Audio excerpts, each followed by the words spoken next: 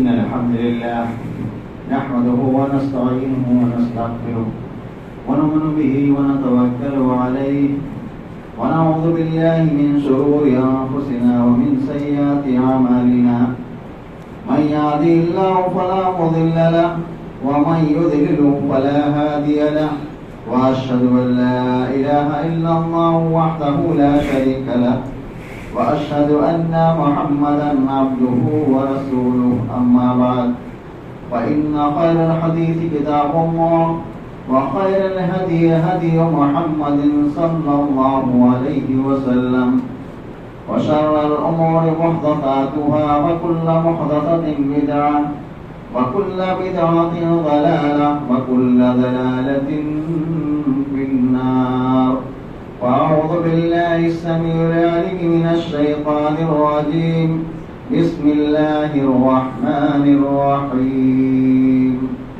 قاف والقرآن المجيد بل عجبوا أن جاءهم منذر منهم فقال الكافرون هذا شيء عجيب أإذا متنا وكنا ترابا ذلك رجع بعيد قد علمنا ما تنقص الأرض منهم وعندنا كتاب حفيظ بل كذبوا بالحق لما جاءهم فهم في أمر مريج أفلم ينظروا إلى السماء فوقهم كيف بنيناها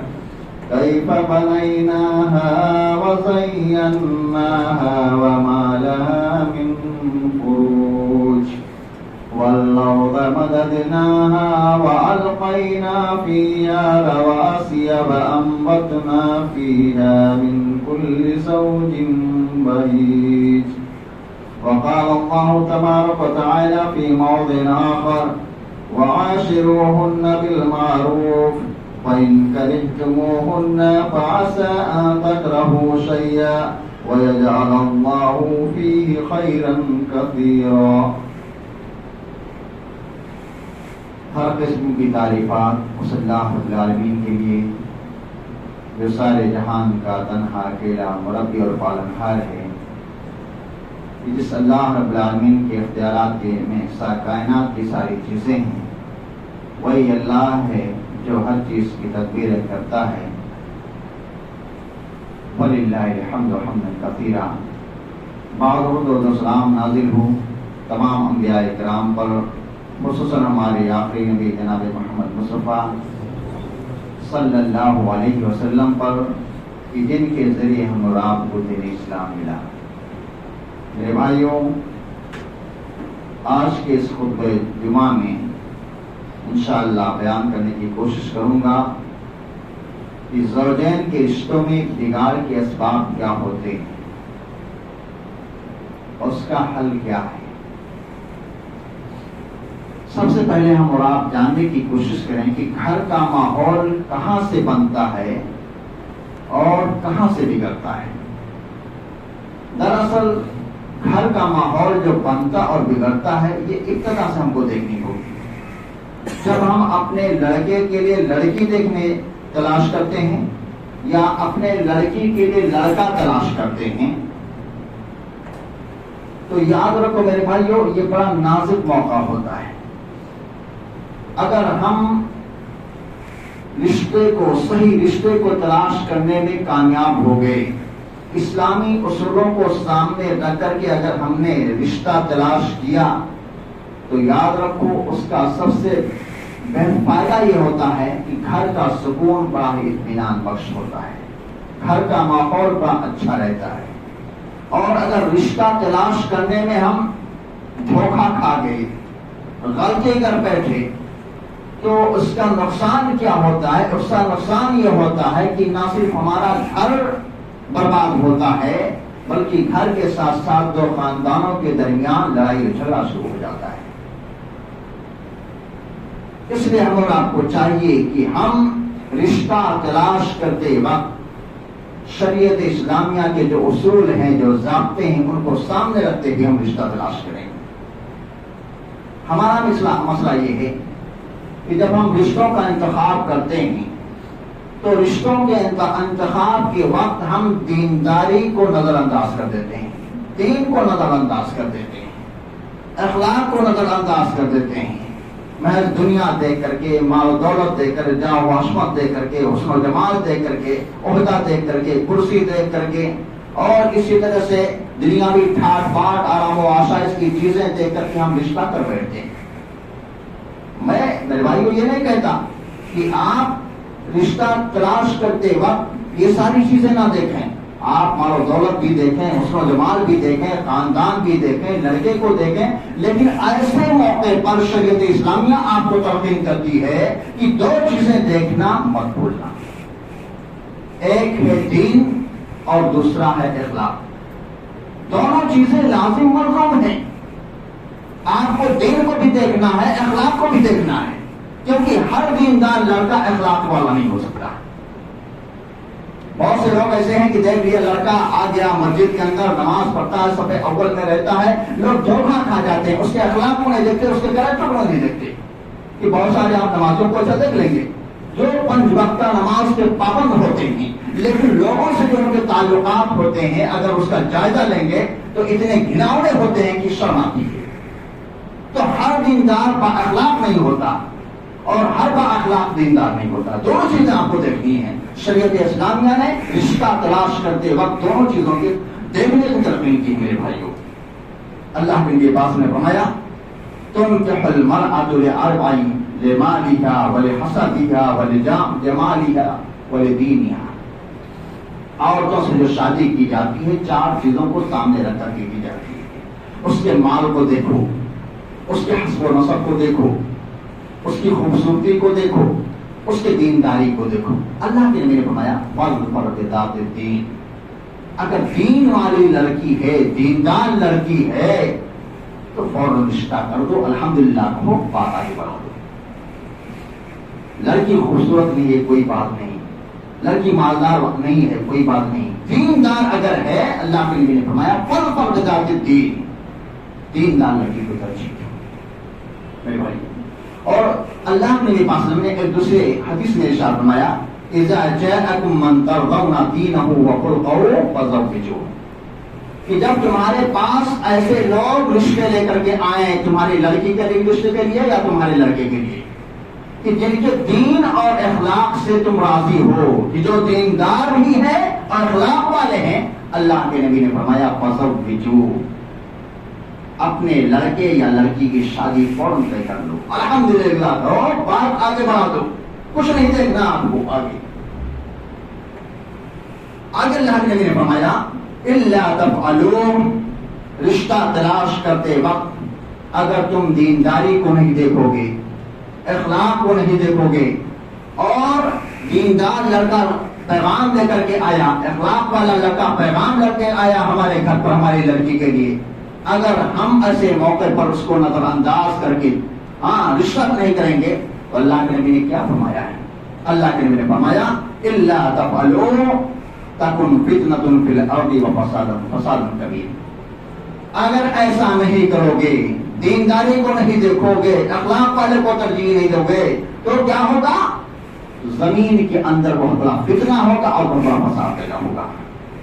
اور آج ہم اپنے معاشرے کے اندر دیکھتے ہیں کہ وہ شادیاں جس کے جو طے کرتے وقت جہاں پر دینداری کو نہیں دیکھا جاتا ہے، اخلاق کو نہیں دیکھا جاتا ہے، دیکھنے میں آتا ہے کئی لاکھوں روپے خرچ ہو جاتے ہیں، اور بعد میں کیا پتا چلتا ہے کہ 6 مہینے بھی نہیں گزرتے ہیں رشتہ نبتا ہوا نظر نہیں آتا ہے۔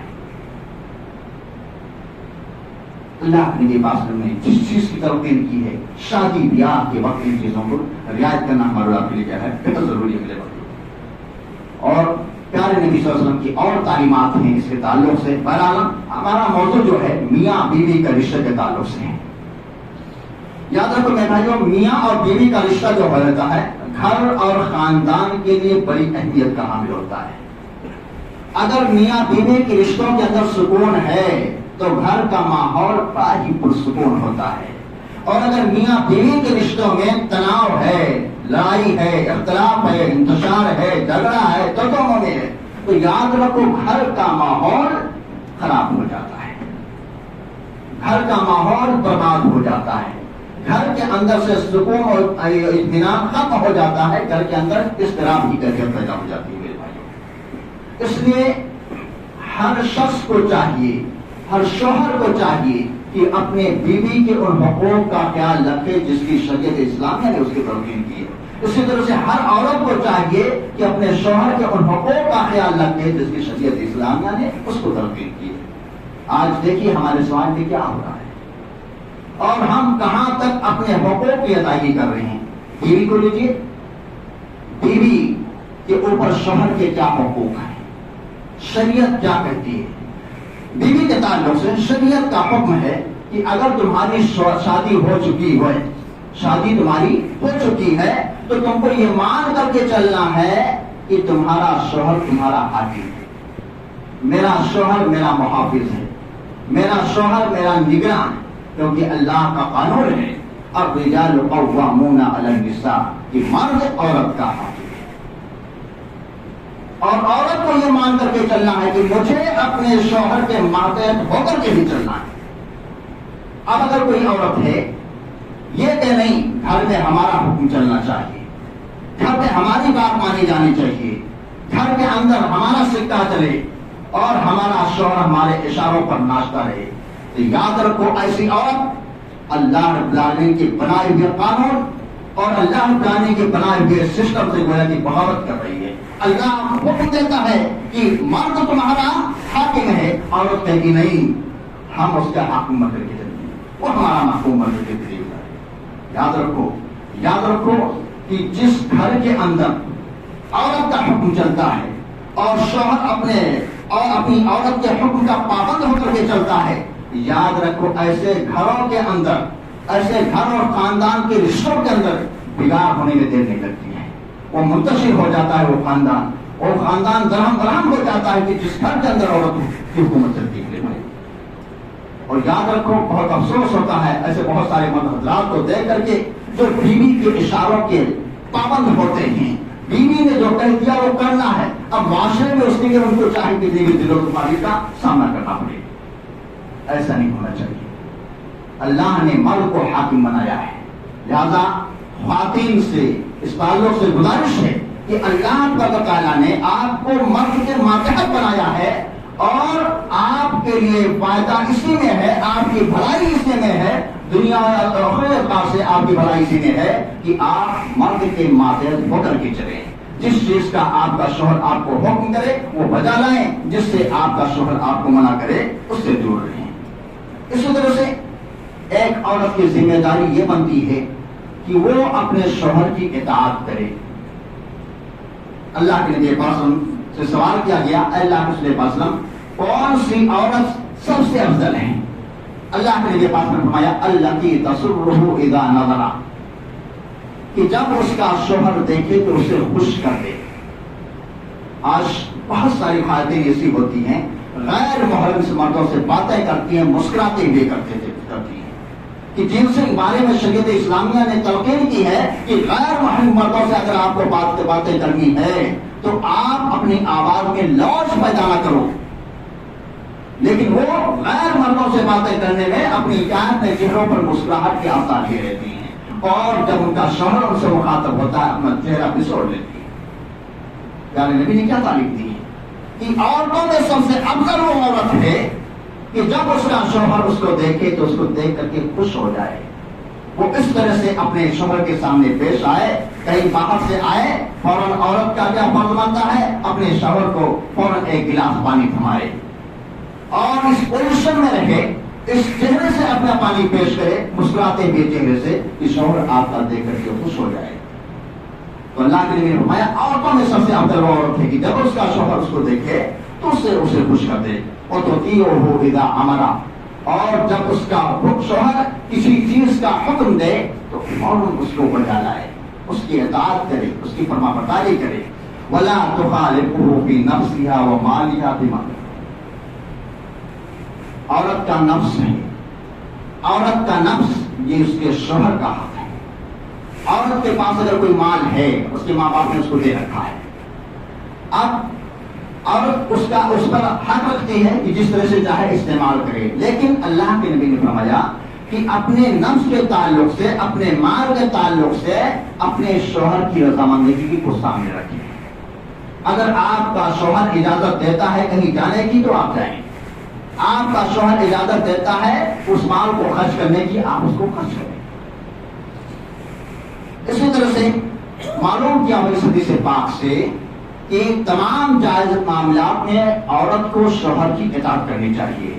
ہاں، اگر کوئی شوہر ایسا ہے جو نافرمانی کا حکم دیتا ہے، ایسی چیز کا حکم دیتا ہے کہ معصیت کے کاموں کا حکم دیتا ہے، مثلا کسی شخص کی شادی ہوئی، 2-4 سال ہوئے، لڑکے نہیں دیے، اب اس کا شوہر کہتا ہے کہ جاؤ فلاں مزار پر چادر چڑھا کر کے آ جا، فلاں مولوی کے پاس جا تعویذ بنوا کر کے آ جا، فلاں عامر کے پاس جا علاج کروا کے آ جا، تو یاد رکھو اس چیز میں عورت اپنے شوہر کی اطاعت نہیں کرے گی، کیونکہ یہ معصیت ہے۔ لا طاعۃ لمخلوق فی معصیۃ الخالق، جس چیز میں اللہ تعالیٰ کی نافرمانی ہو رہی ہے اس میں کسی کی بھی اطاعت نہیں کی جائے گی، کسی کی بھی بات مانی نہیں جائے گی۔ اسی طرح سے عورت کی اطاعت اور فرما برداری کا سب سے بڑا امتحان کب ہوتا ہے کہ جب اس کا شوہر کوئی ایسی بات کہے جو اس کی مرضی کے خلاف ہو۔ مثلا عورت کہتی ہے کہ آج میں اپنے میکے جاؤں گی، شوہر کہتا نہیں آج نہیں کل جاؤں۔ عورت کہتی ہے میں اسی ہفتے اپنے میکے جاؤں گی، شوہر کہتا ہے کہ نہیں اس ہفتے نہیں، اگلے ہفتے میں تجھے چھوڑاؤں گا۔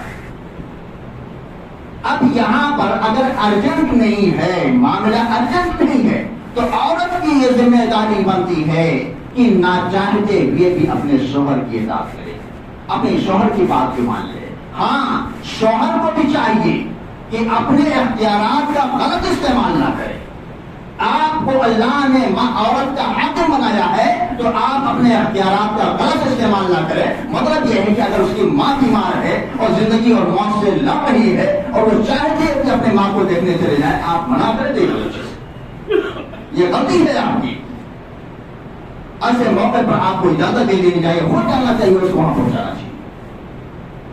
تو عورت کو چاہیے کہ جہاں تک ہو سکے اگر معاملہ ارجنٹ نہیں ہے تو اپنے شوہر کی اطاعت کریں۔ میرے بھائیوں، پیارے نبی صلی اللہ علیہ وسلم نے اسی حق کے اطاعت کی طرف اشارہ کرتے ہوئے فرمایا تھا کہ اگر غیر اللہ کے لیے سجدہ کرنا جائز ہوتا تو میں عورت کو حکم دیتا کہ اپنے شوہر کا سجدہ کرے۔ کتنے بڑے حقوق ہیں شوہر کے، اور ایسی عورت جو اپنے شوہر کے حقوق کی ادائیگی کرتی ہے، اس کی اطاعت و فرمانبرداری کرتی ہے، اس کو کتنا بڑا پرائز ملنے والا ہے اللہ تعالیٰ نے کیا، کتنا بڑا اختیار دے گا اللہ تعالیٰ نے اس کو۔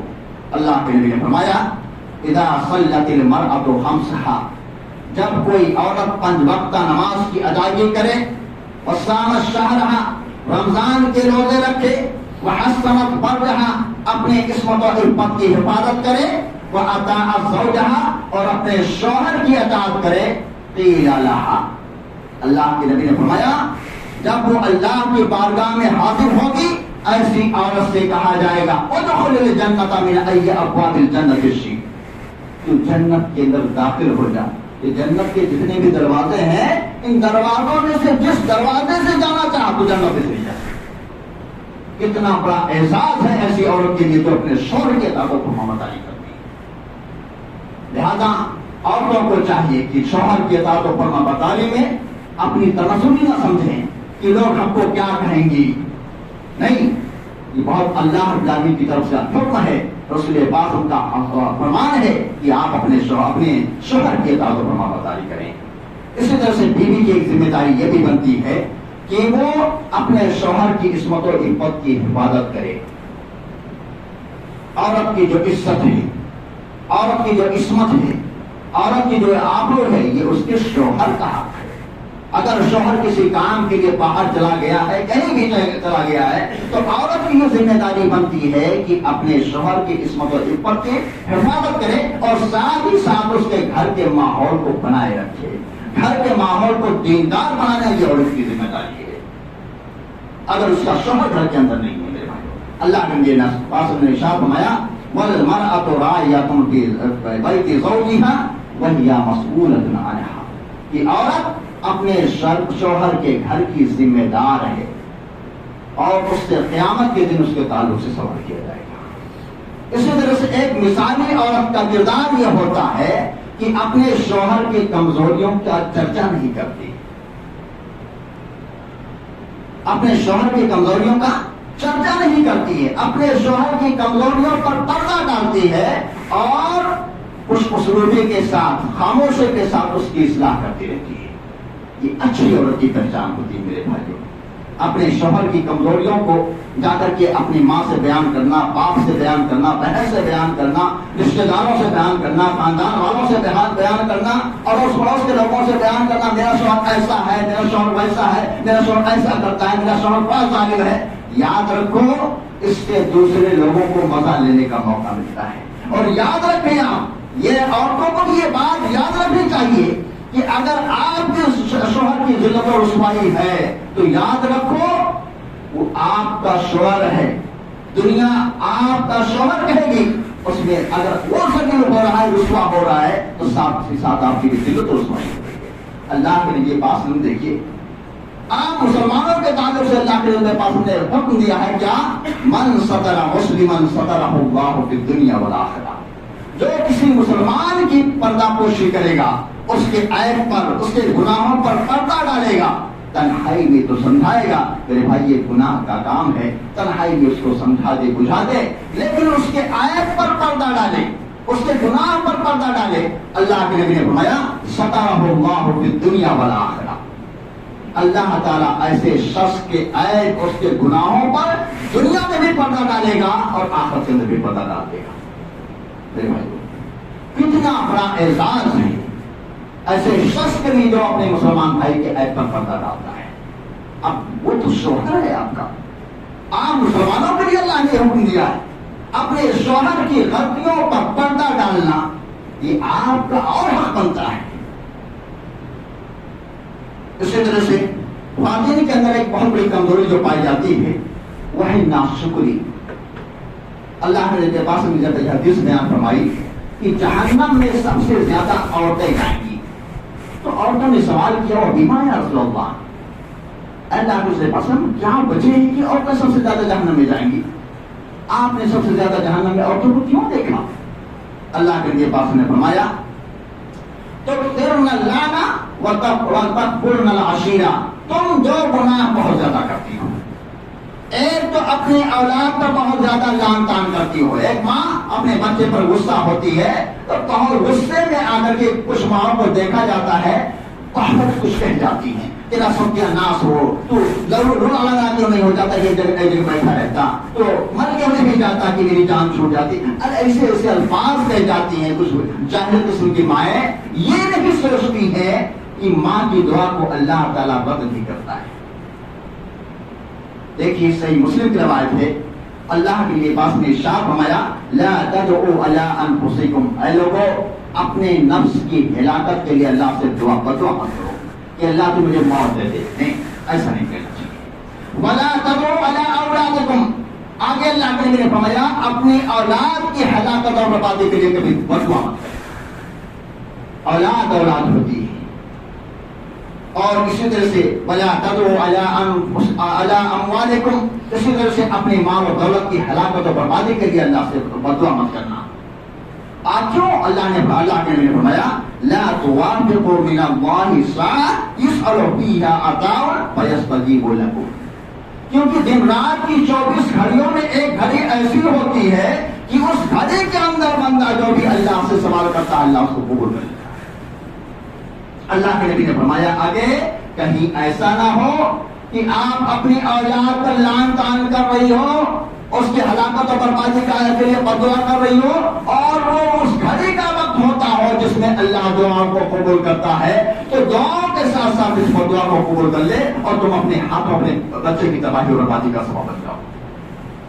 اس لیے اللہ کے نبی نے فرمایا کہ عورتیں سب سے زیادہ جہنم میں اس لیے ہوں گی کہ ایک تو اپنی اولاد پر لعن طعن زیادہ کرتی ہے، اور دوسری چیز وَتَكْفُرْنَ الْعَشِيرَ، اپنے شوہروں کی نافرمانی بہت زیادہ کرتی ہو۔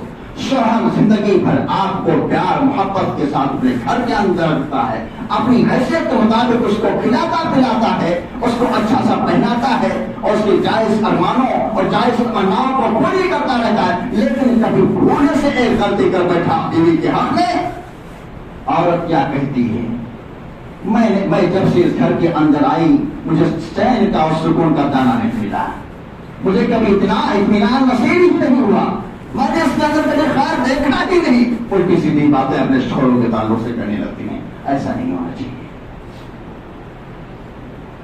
تو یہ بیوی کے کیا حقوق، بیوی کے اوپر کیا حق بنتا ہے شوہر کا، یہ چند باتیں تھی جو آپ کے سامنے ہم نے رکھی۔ اسی طرح سے ایک دوسرا پہلو ہے کہ شوہر پہ بیوی کے کیا حقوق ہیں۔ ہم اور آپ اچھی طرح جانتے ہیں کہ اللہ تعالیٰ نے عورت کو ہمارے ماتحت بنایا ہے، اللہ نے ہمیں عورت کا حاکم بنایا ہے، اور حاکم بنا کر کے اللہ تعالیٰ نے ہمیں آپ کو یہ تعلیم دی ہے کہ اپنے اس اختیارات کا غلط استعمال مت کرنا، اپنے اختیارات کا غلط استعمال کر کے اپنی بیوی کے جائز خواہشات کا خون مت کرنا، اپنے بیوی کے ارمانوں کا خون مت کرنا، اپنے بیوی کی تمناؤں کا خون مت کرنا۔ میرے بھائیوں، بعض شوہر حضرات ایسے ہوتے ہیں کہ بات بات پر بیوی کو گالی گلوچ دینا شروع کر دیتے ہیں، بات بات پر اپنی بیوی پر روک جمانا، اس کو گالی گلوچ دینا، الٹی سیدھی باتیں کہنا، ہمیشہ آنکھیں لال پیلی کرنا، اس کی باتوں کو پر کوئی بات سننا ہی نہیں۔ یہ سمجھتے ہیں اس طرح سے باتیں کر کے اپنی مردانگی کا اظہار کرتے ہیں اپنی بیوی کے سامنے کہ ہم مرد ہیں، اور چھوٹی چھوٹی باتوں پر طلاق دینے کی دھمکی دیتے ہیں۔ میرے بھائیوں، یاد رکھو یہ سچ ہے کہ شوہر ہونے کی حیثیت سے آپ کو یہ حق حاصل ہے کہ ایک عورت کو ایک سیکنڈ کے اندر آپ چاہیں تو طلاق دے کر کے اس کی زندگی برباد کر سکتے ہیں، لیکن آپ کو یہ بات نہیں بھولنا چاہیے کہ جتنا کنٹرول آپ کو اپنی بیوی پر حاصل ہے اس سے کہیں زیادہ کنٹرول اللہ کو آپ کے اوپر حاصل ہے۔ جس اللہ نے آپ کو شوہر کا حاکم بنایا ہے اس اللہ کے ماتحت آپ رہنے والے ہوں۔ ایک مرتبہ کیا ہوتا ہے، حضرت ابو مسعود رضی اللہ تعالیٰ عنہ فرماتے ہیں کہ ایک مرتبہ میں اپنے غلام کو مار رہا تھا، پیچھے سے آواز آئی ابو مسعود ہوش ہوشیار۔ ابو مسعود کہتے ہیں بلا کر میں نے دیکھا اللہ کے نبی ہیں۔ میں نے کہا کہ اللہ کے نبی، اپنے غلام کو مار رہے ہو، اپنے غلام کو مار رہے ہو؟ کہا ہاں اللہ کے نبی، اس نے غلطی کی، بہت بڑی غلطی کی، اس سے مار رہا ہوں۔ اللہ کے نبی نے کہا ارے غلام کو مار رہے ہو اپنے؟ یاد رکھو جتنا کنٹرول تم کو اس غلام پر حاصل ہے اس سے کہیں زیادہ کنٹرول اللہ کو تمہارے اوپر حاصل ہے۔ اس کے بعد حضرت ابو مسعود رضی اللہ تعالیٰ عنہ اللہ صلی اللہ علیہ وسلم کے اس جملے کو سن کر کے تڑپ اٹھتے ہیں، کہتے ہیں اے اللہ کے نبی میں قسم کھاتا ہوں کہ آج کے بعد میں اپنے اس غلام کو نہیں ماروں گا۔ اس کے بعد ان کو دل کو تسلی نہیں ہوتی ہے، مزید اللہ کے نبی سے کہتے ہیں اے اللہ کے نبی وسلم آپ گواہ رہیے کہ آج کے بعد میں اپنے اس غلام کو آزاد کیے دیتا ہوں۔ اللہ کے نبی نے بعد میں فرمایا، کیا اس وقت کیا جملہ فرمایا تھا؟ اللہ کے نبی نے فرمایا تھا اس وقت جملہ یاد رکھیے، اے ابو مسعود اگر آج تم اپنے اس غلام کو آزاد نہ کرتے تو یہ جو مار رہے تھے اس کو، اس مار کی وجہ سے تم جہنم میں جا سکتے تھے۔ ایک غلام کو کے اوپر اس کے آقا کو یہ حق حاصل ہے کہ وہ اس کی تھوڑی بہت سرزنش کر سکتا ہے۔ اس پر بھی اللہ کے نبی نے فرمایا اس کی مار کی وجہ سے تم جہنم میں جا سکتے تھے۔ تو بھلا بتلائیے، ایک بیوی پر آپ ناحق ماریں گے، پیٹیں گے، ظلم کریں گے، اللہ اس کو برداشت کرے گا؟ اللہ اس کے تعلق سے پوچھ تاچھ آپ سے نہیں کرے گا؟ اسی طرح سے میرے بھائیوں، زندگی میں اپنی بیوی کے جائز ارمانوں کا کبھی خون نہیں کرنا۔ عورتوں کے بھی بہت سارے ارمان ہوتے ہیں، تمنائیں ہوتی ہیں، اپنی حیثیت کے مطابق انہیں کھلاؤ پلاؤ ٹہلاؤ گھماؤ جہاں تک ہو سکے ان کے جائز ارمانوں کا خیال کرو۔ دیکھیے اللہ کے لیے فرمایا، شخص دیکھا کہ اللہ تعالیٰ بیان فرماتی ہیں کہ میں کم سن بچی تھی اور ایک مرتبہ عید کے موقع پر کچھ حبشی لوگ آئے تھے اور مسجد نبوی میں بہادری کے کرتب دکھا رہے تھے، اور میرے دل کے اندر خواہش پیدا ہوئی کہ میں اس بہادری کے کرتب کو دیکھوں۔ اللہ کے نبی پاسم سے اس بارش کا اظہار کیا. اللہ کے نبی نے کہا دیکھنا چاہتی ہوں. کہا ہاں اللہ کے نبی. اللہ کے نبی کہتے ہیں مایا عائشہ فرماتے ہیں کہ اللہ کے نبی پاسم سامنے کھڑے ہوئے دروازے پر اور میں پیچھے اللہ کے نبی پاسم کے کندھے پر اپنا سر رکھ کر کے کھڑی ہو گئی اور دیکھتی رہی اور اس وقت تک کے دیکھتی رہی جب تک میرے پیر میں درد نہ ہونے لگا اور میں نے یہ نہ کہا کہ اللہ کے نبی چلو آپ واپس کرتے ہیں. اس وقت تک کہ اللہ کے نبی پاسم کھڑے ہو کر کے مجھے دکھاتے رہے. یہ تھے اللہ کے نبی پاسم. اسی طرح سے ماں عائشہ صدیقہ رضی اللہ تعالیٰ عنہ بیان فرماتی ہیں کہ جب میری شادی ہوئی میں کافی کم سی چھوٹی تھی, گڑیوں کے ساتھ کھیلا کرتی تھی اور جب میں اللہ کے نبی پاسم گھر کے اندر آتے تو میری سہیلیاں ادھر ادھر چلی جایا کرتی تھی. اللہ کے نبی کہتے عائشہ جاؤ اپنی سہیلیوں کے ساتھ کھیلو. ہاں تو اس طرح سے اللہ کے نبی پاسم اپنی عورت کے جائز ارمانوں کا خیال کرتے تھے میرے بھائیوں. اور اسی طرح سے میرے بھائیوں تیسرا حق جو عورت کا بنتا یہ ہے کہ برداشت کر کے چلنا. یاد رکھو میرے بھائیوں یہ عورت کا مزاج ہوتا ہے. جب کسی کو چاہتی ہے تو ٹوٹ کر چاہتی ہے اور جب نفرت پر آ جاتی ہے تو ٹوٹ کر نفرت کرتی ہے. یہ عورت کا مزاج ہوتا ہے. کب اس کا ذہن کس وقت بدل جائے کچھ کہا نہیں جا سکتا ہے. کب سخت ہو جائے کب نرم ہو جائے کچھ کہا نہیں جا سکتا. اس لیے اگر آپ کی بیوی سے تو میں ہو جائے, کسی بات پر اختلاف ہو جائے تو آپ مرد ہیں آپ کا ہاتھ اڑ سکتا ہے. لہٰذا آپ کو وقت آنے سے آپ پہلے آپ کیا کریں وہاں سے چلے جانا مناسب سمجھتے ہیں. اپنی بیوی کو برداشت کر کے چلیں. اللہ کے پاس نے فرمایا ہے ان المرأۃ خلقت من ضلع. عورت جو ہے پسلی کی ہڈی سے بنائی گئی ہے. عورت جو پیدا کی گئی ہے پسلی کی ہڈی سے بنائی گئی ہے اور پسلی کی ہڈی کی یہ صفت ہوتی ہے وہ ٹیڑھی ہوتی ہے. وہ کیا ہوتی ہے؟ ٹیڑھی ہوتی ہے. اللہ کے نبی نے فرمایا اگر اس ہڈی کو تم سیدھا کرنے کی کوشش کرو گے تو نہ کر سکو گے اور اگر اس کے اوپر زیادہ زور ڈالو گے تو اس کو توڑ ڈالو گے. تو یہ عورت کے مزاج کو کی مثال دی اللہ کے نبی پاک صلی اللہ علیہ وسلم نے کہ مطلب یہ ہے کہ اگر یہ کوئی شوہر یہ چاہے کہ میری بیوی ویسے ہی رہے جیسا میں چاہوں 100% میری بیوی وہی کرے جو میں کہوں, ایسا نہیں ہو سکتا ہے. کبھی نہ کبھی آپ کی اور آپ کی بیوی کے مزاج میں ٹکراؤ ہو سکتا ہے. لہذا ایسے موقع پر آپ کو برداشت کر کے چلنا اور کمپرومائز کر کے چلنا بہت ضروری ہو جاتا ہے میرے بھائیوں. ہاں تو بیوی کو برداشت کر کے چلو. اللہ نے فرمایا, اللہ نے بھی تعلیم دیا قرآن پاک کے اندر. اللہ نے فرمایا فَإِن كَرِهْتُمُوهُنَّ فَعَسَىٰ أَن تَكْرَهُوا شَيْئًا وَيَجْعَلَ اللَّهُ فِيهِ خَيْرًا كَثِيرًا. اگر تمہاری بیویوں کی ایک دو باتیں پسند نہ آئیں تو صبر کر لو. اللہ نے کیا تعلیم دی ہے؟ اگر تمہاری بیویوں کی ایک دو باتیں تم کو پسند نہ آئے تو تم صبر کر لو. انشاءاللہ اللہ تعالیٰ اس کے بعد آپ کو اسی بیوی کے ذریعے خیر کثیر عطا فرمائے گا. یہ اللہ تعالیٰ نے تعلیم دی میرے بھائیوں. اسی طرح سے جہاں تک رہی بات میاں بیوی کی آپسی ٹکراؤ کا میرے بھائیوں, تو ایسا نہیں ہے کہ ان کے اندر ہمیشہ پیار محبت باقی رہے. کبھی نہ کبھی کسی نہ کسی بات پر اختلاف ہو ہی جاتا ہے. اب دیکھیے آپ دیکھیے دنیا کے اندر اللہ کے نبی پاک سے پڑھ کر کسی نے مثالی شوہر نہیں دیکھا ہے. اللہ کے نبی پاک سب سے بڑے مثالی شوہر تھے, لیکن اس کے باوجود بھی اللہ کے نبی پاک نے ایک موقع پر ماں عائشہ صدیقہ رضی اللہ تعالیٰ عنہ سے کہا اے عائشہ سنو. عائشہ رضی اللہ تعالیٰ عنہ کہنے لگے اللہ اے عائشہ جب تم ناراض ہوتی ہو تو میں سمجھ جاتا ہوں تم ناراض ہو, اور جب تم خوش رہتی ہو تو میں سمجھ لیتا ہوں کہ تم خوش ہو. کہا کیسے اللہ کے نبی کیسے سمجھ جاتے ہو؟ اللہ کے نبی نے فرمایا کہ اے عائشہ جب تم مجھ سے خوش رہتی ہو, خوشی کی حالت میں ہوتی ہو, اور جب تمہیں کسی بات پر قسم کھانے کی ضرورت ہو آتی ہے تو تم کہتی ہو رب محمد کے رب کی قسم, تو میں سمجھ جاتا ہوں کہ اس وقت تم مجھ سے خوش کر رہی ہو. اور جب تم مجھ سے ناراض ہوتی ہو اور کسی بات پر تم کو قسم کھانے کی نوبت آتی ہے تو تم کیا کہتی ہو رب ابراہیم کے رب کی قسم, تو میں سمجھ جاتا ہوں کہ تم مجھ سے ناراض چل رہی ہو. یہ سن کر کے ماں عائشہ صدیقہ رضی اللہ تعالیٰ عنہ ہنسنے لگی. تو یہ بھائیو اور میاں اور بیوی میں کبھی ٹکراؤ نہ ہو ان کے مزاج میں یہ کبھی ہو نہیں سکتا ہے. البتہ ٹکراؤ ہو تو وہاں پر ہمیں رات کو برداشت کر کے چلنا چاہیے, کمپرومائز کر کے چلنا چاہیے میرے بھائیوں. اسی طرح سے میرے بھائیوں بہت ساری باتیں تھیں, اگر وقت نکل گیا اللہ تعالیٰ سے دعا ہے کہ اللہ تعالیٰ کی کتاب و سنت کی روشنی میں جو ہم نے باتیں سنی ہیں اس کے مطابق عمل کرنے کی توفیق عطا فرما. وقت ملا تو انشاءاللہ آئندہ جمعہ کی باتیں رکھیں.